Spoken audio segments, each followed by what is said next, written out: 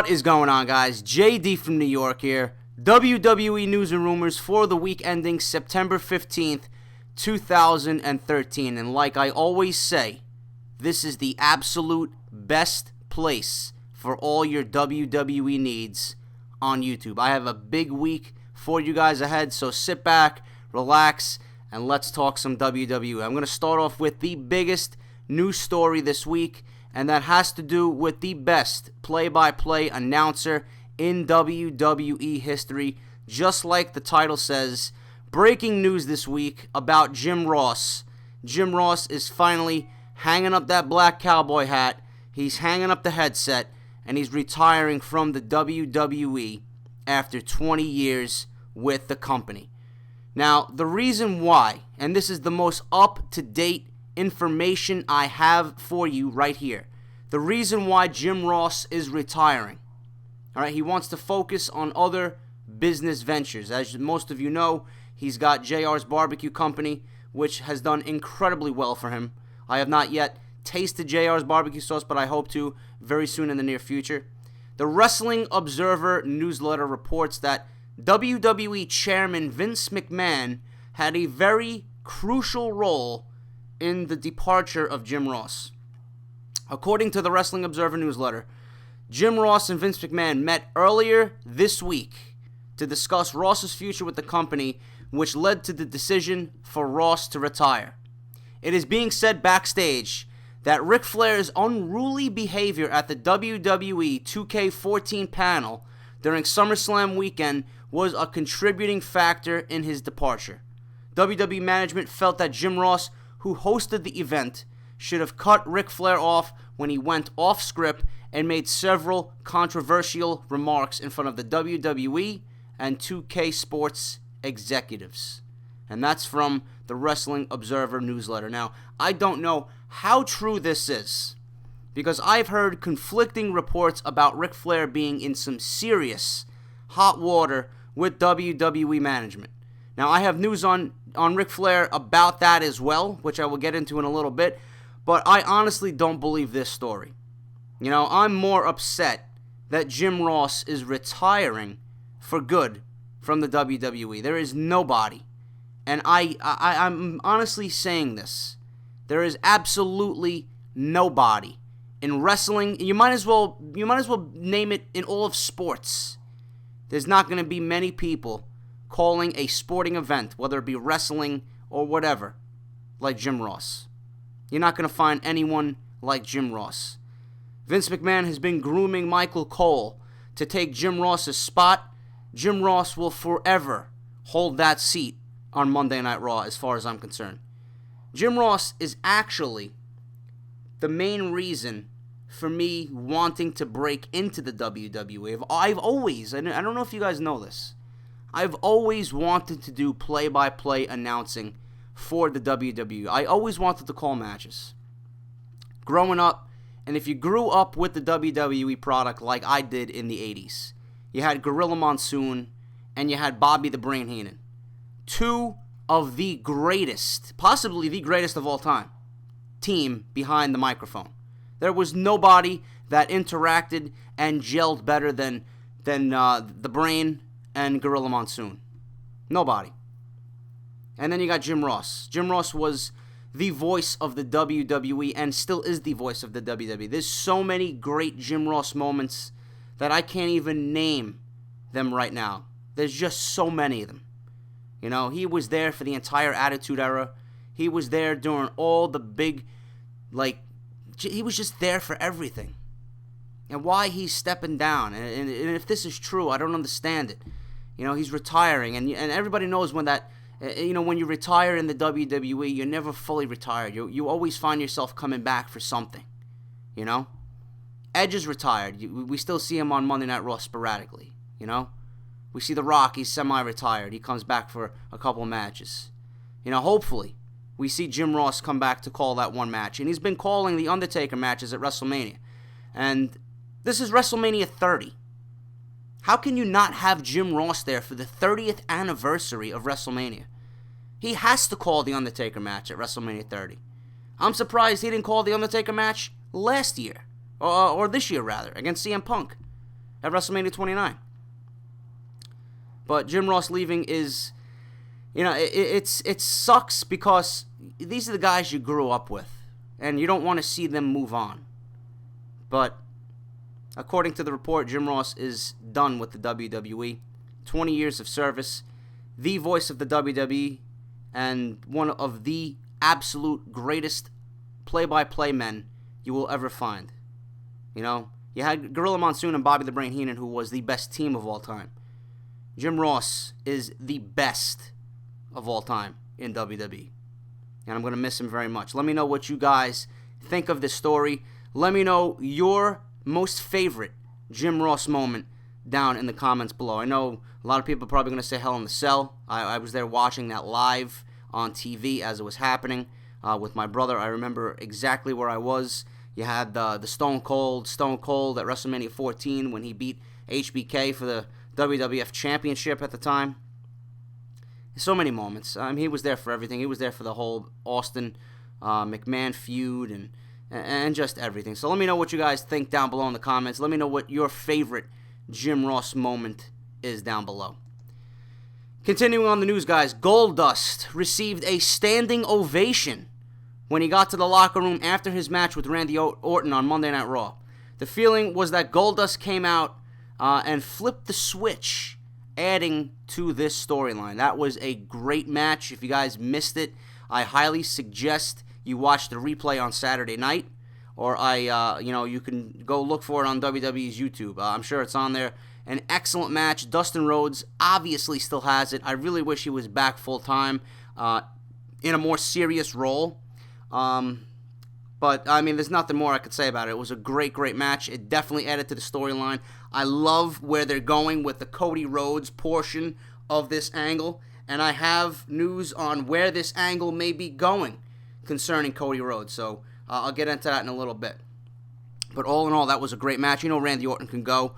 His heel work has been absolutely outstanding. And I was glad to see Goldust back on Monday Night Raw. It was a nice little addition to this storyline. WWE Creative went out of their way on Monday Night Raw to make fans believe that Curtis Axel has no chance against CM Punk on Sunday at the Night of Champions pay-per-view. The seed has been planted so that Paul Heyman may seek out an upgrade to take out Punk. We noted earlier that a new Paul Heyman guy will likely debut at Night of Champions, and I've noted this earlier several weeks back. I've been talking about it. It's been in the headlines. It's been on the dirt sheets.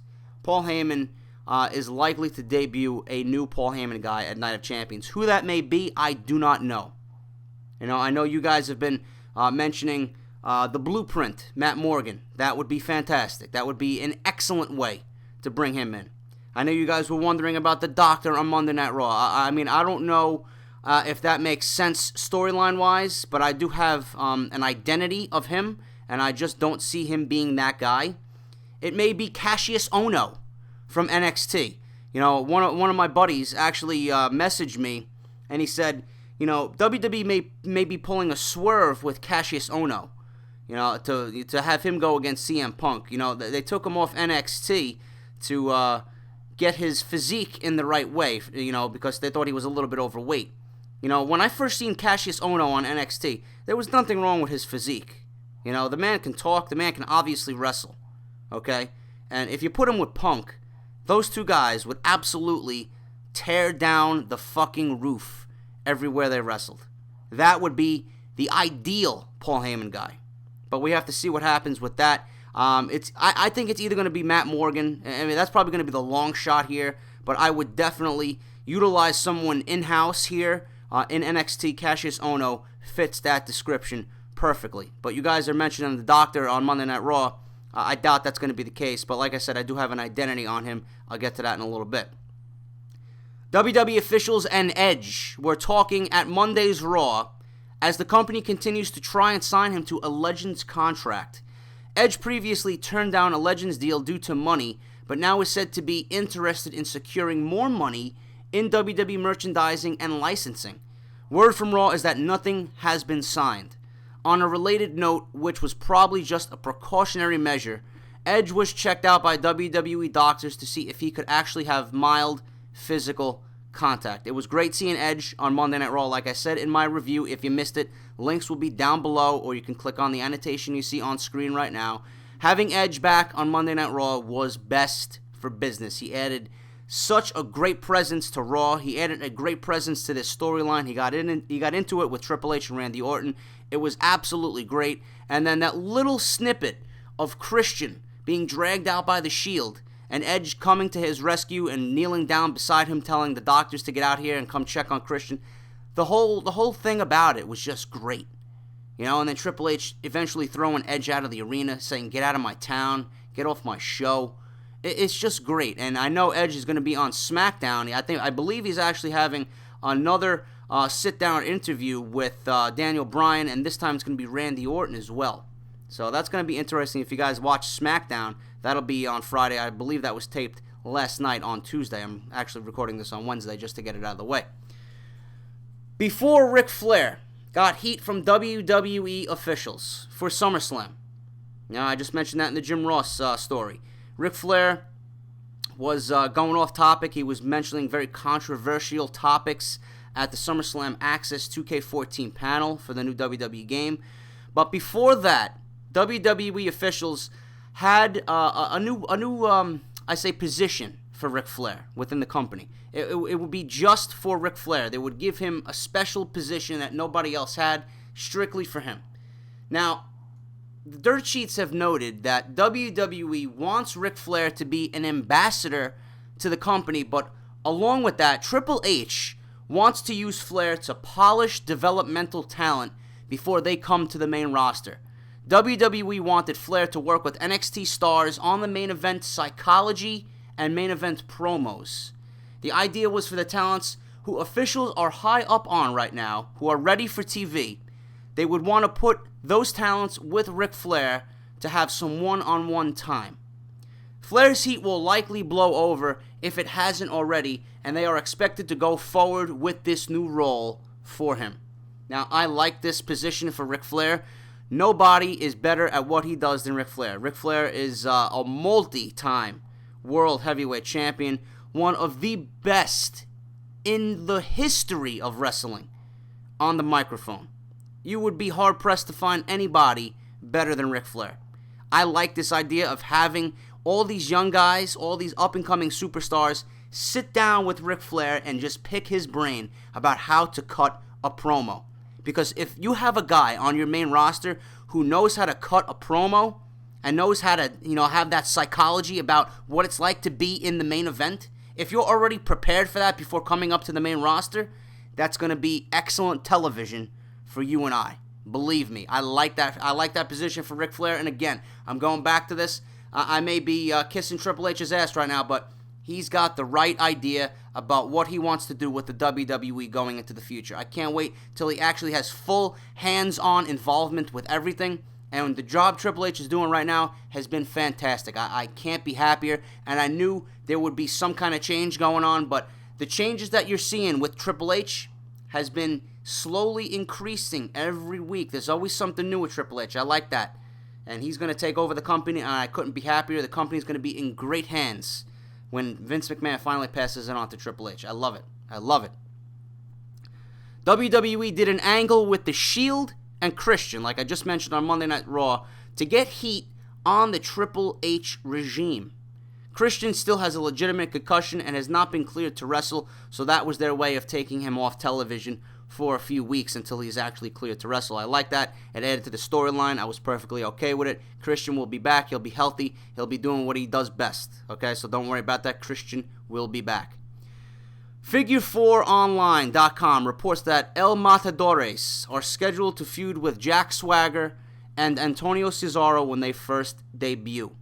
Now, that makes sense because, those guys, along with, the rest of, what's going on with that whole storyline, the Real Americans and Zeb Coulter, they're obviously against the illegal immigrants, so, that obviously makes sense for these guys who are going to be playing Mexican matadors to come in and feud with the Real Americans, Jack Swagger and Antonio Cesaro, and I like this because it builds tag team feuds. You're going to get two teams, two steady teams here, showcased on TV to showcase the tag team division. Now, I don't know how well this gimmick is going to play off in the year 2013. I mean, this is just a spin-off on Tito Santana's gimmick, and that really wasn't the best gimmick in the world, but we have to see what WWE and Triple H has in store. I'm going to give it a chance, and we'll see how it goes. That's all we can do.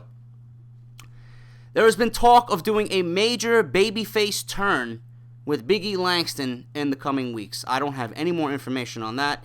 I really don't know what to think about Big E Langston turning babyface. I think he would work better as a heel, and that's all I'm going to say about that, but I don't have any more information on that. Hopefully, within the next couple of weeks, there'll be more news regarding this story, but like I said, I think Big E Langston would work well as a heel compared to being a babyface. I don't know what WWE Creative is thinking or what they have in mind, but to me, Langston works best as a heel. That's it. After dropping a bunch of weight and debuting a new look recently, word is that Karma is looking to get back into the WWE. She was told a while back that she would have to drop a significant amount of weight before they would even consider it. Word is that Karma chose to undergo gastric bypass surgery to assist with the weight loss and had to plan for some time off from the ring because of that kind of procedure, which requires a lengthy recovery period. Now, I'm going to be honest with you about this Karma situation. I've seen pictures of her new look, and I do not like it at all. She does not look like the wrestler that I seen in TNA. She doesn't look like the beast that came out and destroyed half of the Divas division before she took that extended period of time away from the product. She had a great look with her old weight. I would never consider her fat. I would never consider her overweight. I thought she was very, very good looking for what she was carrying around. She fit that heel diva perfectly. Now if you guys see her, I want you to Google Karma and what she looks like now, her new look. If I can find a picture, I'll post it down below. But I gotta find it first before I actually do that. I don't like the new look. I don't. She lost a lot of weight, and I prefer her with the weight actually. Just the whole outfit she had, and that entire look that she had coming out to the ring and her music, everything just fit her perfectly. And the ring attire that I seen her with, she's becoming just another diva. And like I said, if I can find the picture, I'll post it down below for you guys in a link. You guys are probably going to think the same way as me on this. I would love to see Karma back, but if it enhances the Divas division, great. But I think she changed a little bit too much to appease the WWE officials. That's just my opinion on that. Vince McMahon is very, very high on the current feud between CM Punk and Paul Heyman, with the feeling that the realism in it is some of the best WWE work has seen in a very long time. However, it's said that Vince realizes they booked things with Punk and Heyman backwards because he wanted Punk versus Brock Lesnar so badly to happen at SummerSlam. I would have to agree. I love the work that CM Punk and Paul Heyman are doing. They don't need to go too far with this angle because pretty much what they've done on TV pretty much sells the angle in itself. Now, I'm very interested to see who Paul Heyman has as his new Paul Heyman guy, if anyone debuts at Night of Champions. I love the heel work, the cowardly heel work of Paul Heyman. I love the seriousness of CM Punk. And Curtis Axel is one of my new favorite superstars on the WWE roster. I see a very, very bright future for Curtis Axel, even though some of you guys may not like him. He is the son of Mr. Perfect, and he deserves a lot of respect because he, believe it or not, he has worked his ass off to get where he is on the main roster right now and hold that Intercontinental title that his father made very, very important in the 80s and 90s in the WWE. So I'm definitely looking forward to this match. I believe it's going to be a great match at Night of Champions between Punk and Axel. And I don't know how they go from here after the pay-per-view, but that's the best thing about WWE. You never know what's going to happen. So I'm definitely looking forward to that. 2 storylines I'm invested in. This one, and then obviously Triple H's corporate angle with Daniel Bryan and Randy Orton. I love it. Great storyline so far going into the fall season for WWE programming. Word is that the Labor Day edition of Monday Night Raw was a heavy Triple H-influenced show, creatively, with Vince McMahon giving him a long leash. Triple H has made most of the calls on the angles that involve him. That's pretty interesting. Vince apparently didn't like the way the top baby faces looked standing on the stage and doing nothing.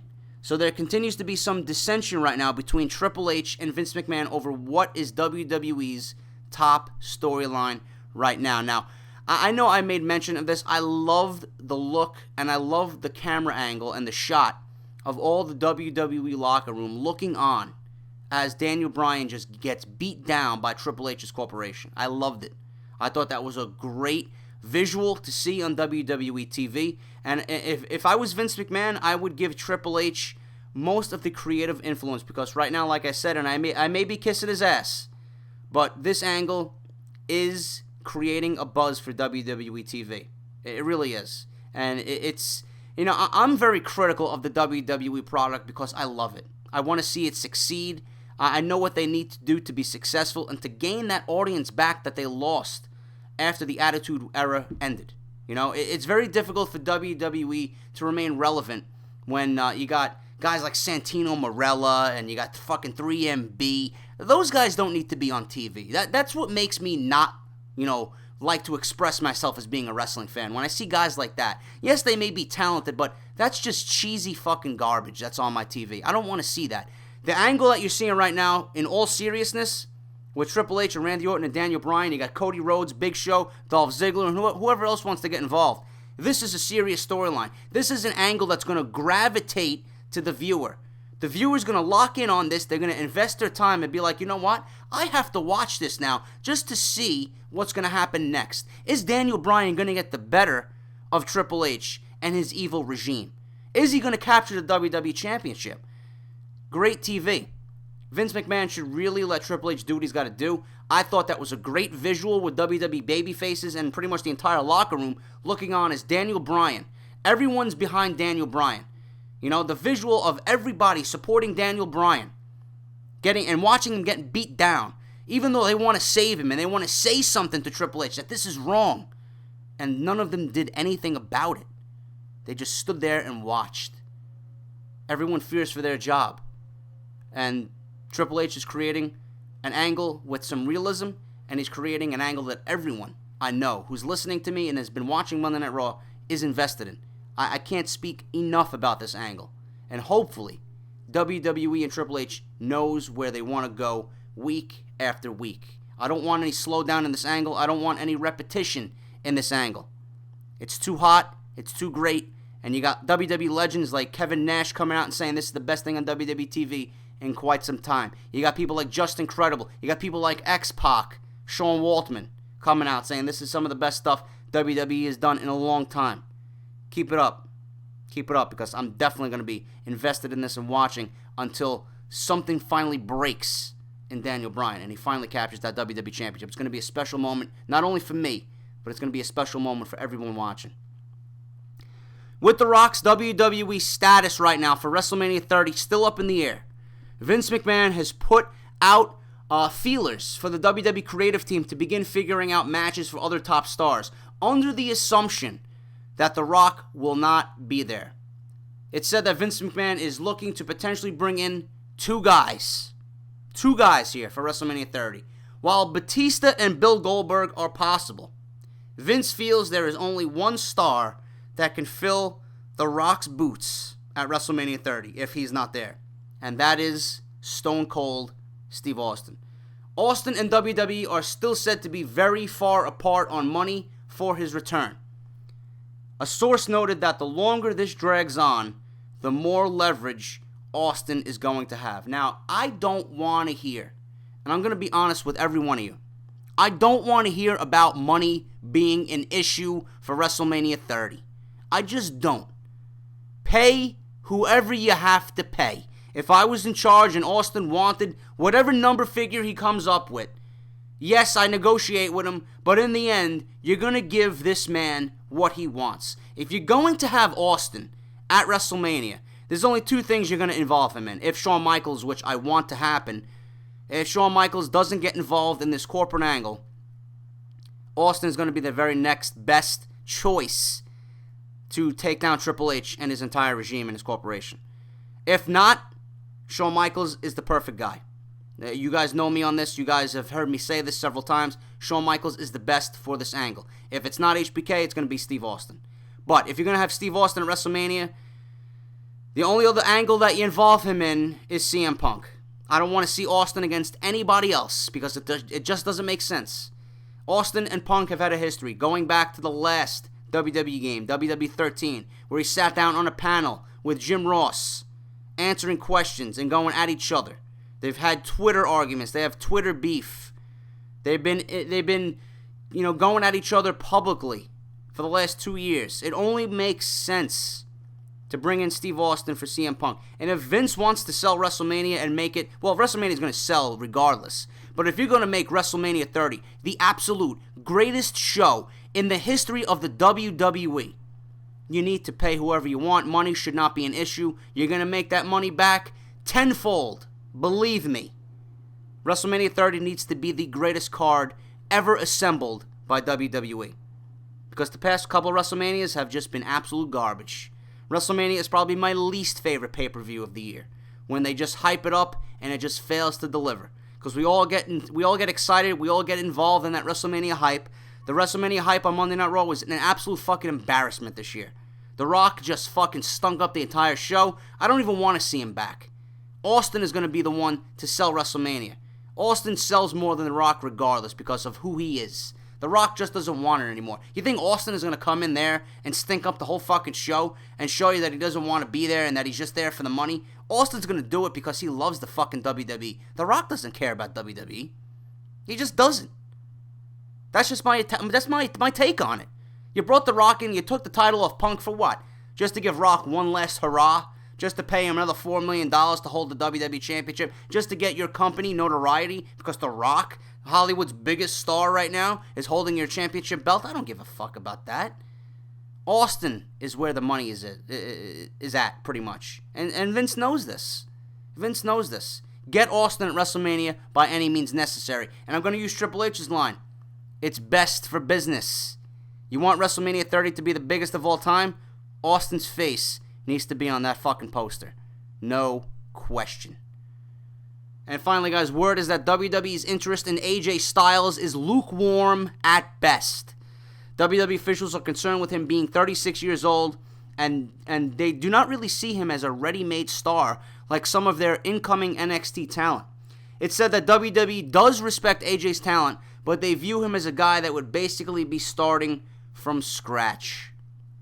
Do I want to see AJ Styles in WWE? Yes. Would I be interested in seeing AJ Styles sign a contract with WWE? Yes. But, I mean, AJ Styles is going to be completely up to him. He signed an extension with TNA. I don't know how long that extension is for. You know, if he wants to be that top-level star in a minor promotion like TNA, I would recommend him stay down there. If he's done with his career and doesn't want to go any further than where he's at right now, just to simply collect a paycheck, then WWE is going to be his best bet. I'm sure they'll utilize him in some way. I don't think he's going to be a main event star at 36 years old, but it is what it is with AJ Styles. I mean, I would love to see him in WWE, but right now Triple H says they're not looking for any TNA talent, which I find hard to believe. There's at least 5 guys off the top of my head that I would instantly take at the snap of my fingers from TNA to join the WWE roster. Easy. I've talked about this. But AJ Styles right now is in TNA for the time being. He signed a short-term deal as they continue to work an extension. If one is reached, I don't know.